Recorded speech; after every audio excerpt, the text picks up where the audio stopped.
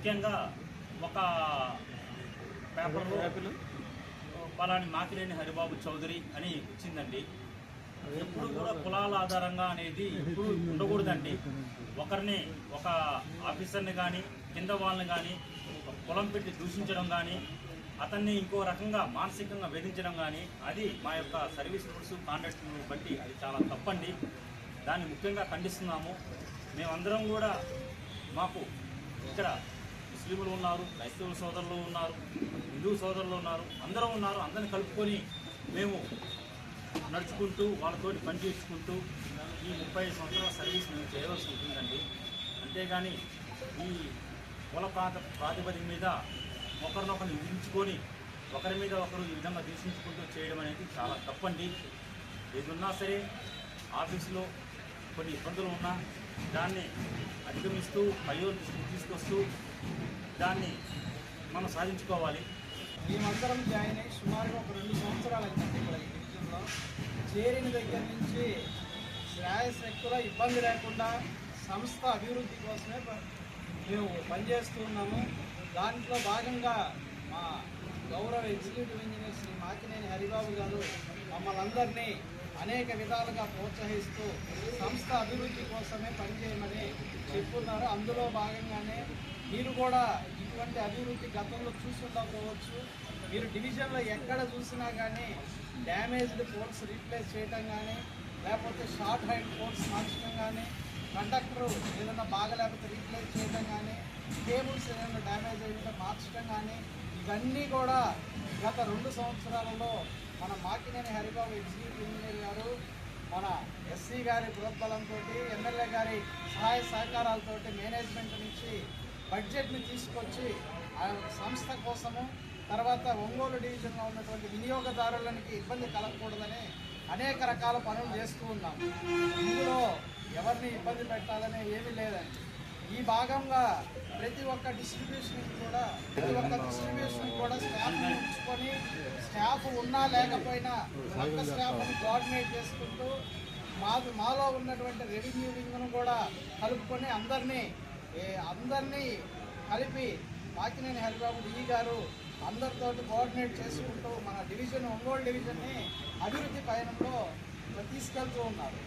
ఇటువంటి సందర్భంలో ఏం జరిగిందంటే మా దగ్గర ఉన్నటువంటి ఒక వెంకటేశ్వర రెడ్డి అనే స్టాఫ్ ఇతను లింగంగుంట అనే డిస్ట్రిబ్యూషన్లో ఉద్యోగం చేయించున్నారు.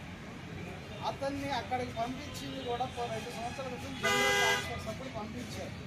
కారణం ఏంటంటే ఇక్కడ ఒంగోలు టౌన్లో E3 అనే సెక్షన్లో అతను కొన్ని అనాథరైజ్డ్ వర్క్స్ చేస్తున్నాడంటే అనుమతులు లేకుండా, డిపార్ట్మెంట్ అప్రూవల్స్ లేకుండా చేయటం వల్ల మేనేజ్మెంట్ వారు పనిష్మెంట్ కింద లింగంగుంటలో పంపించున్నారు. నా పేరు చంద్రశేఖర్ అండి. బహుజన ఎంప్లాయీస్ ట్రేడ్ యూనియన్ జిల్లా సెక్రటరీగా ఉన్నాను. ఎలక్ట్రిసిటీ డిపార్ట్మెంట్లో జూనియర్ అకౌంట్స్ ఆఫీసర్గా. ఒంగోలు ఎగ్జిక్యూటివ్ ఇంజనీర్గా ఉన్నటువంటి మాకినేని హరిబాబు గారు గత 20 సంవత్సరాలుగా మేము చూస్తూనే ఉన్నాం. అదేవిధంగా ఈ సమస్యలో ఉన్నటువంటి వెంకటేశ్వర రెడ్డి ఏఎల్ఎం అనేటువంటి ఆయన కూడా గత 4-5 సంవత్సరాలుగా మేము గమనిస్తూనే ఉన్నాం. ఎలక్ట్రిసిటీ డిపార్ట్మెంట్లో మరి ఈ విధంగా అధికారులు ఉద్యోగుల మధ్య సమస్య వచ్చి పబ్లిక్లో రావడం చాలా బాధాకరమైన విషయం. దానివల్ల యూనియన్ నాయకులుగా మేము స్పందించాల్సినటువంటి అవసరం ఏర్పడింది. అయితే ఇందులో ప్రధానంగా ఉన్నటువంటి ఆరోపణల్లో ముఖ్యంగా కొన్ని విషయాలు చెప్పాలి. ఈ ఏదైతే ట్రాన్స్ఫర్స్లో డబ్బులు తీసుకోవడం అనేటువంటి ఒక టాపిక్ వచ్చింది.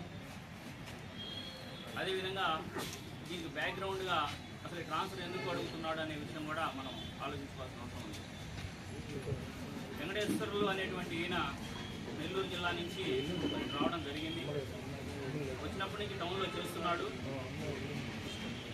ఒంగోలులోనే సెక్షన్లో కూడా చాలా కాలం పనిచేశాడు. అయితే ఉద్యోగి అనేటువంటి వ్యక్తికి ట్రాన్స్ఫర్లు అనేది అనివార్యం.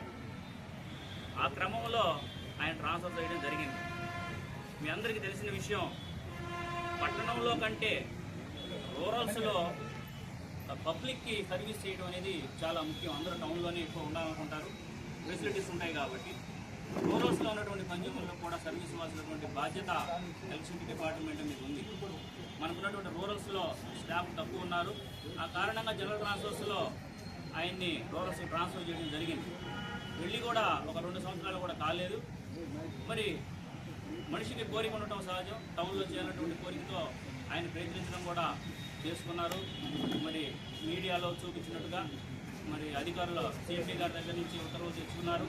అదేవిధంగా ఎస్సీ గారి దగ్గర నుంచి కూడా ఉత్తర్వులు తెచ్చినట్టు మీడియా ద్వారా చూసాం. అయితే కొంత సమయం అయితే పాటించాలి. ఎందుకంటే ఒంగోలు హరిబాబు గారు ఒక ఒంగోలు డివిజన్ని ఒక రోల్ మోడల్ డివిజన్గా తీర్చిదిద్దాలనే తలంపుతోటి మరి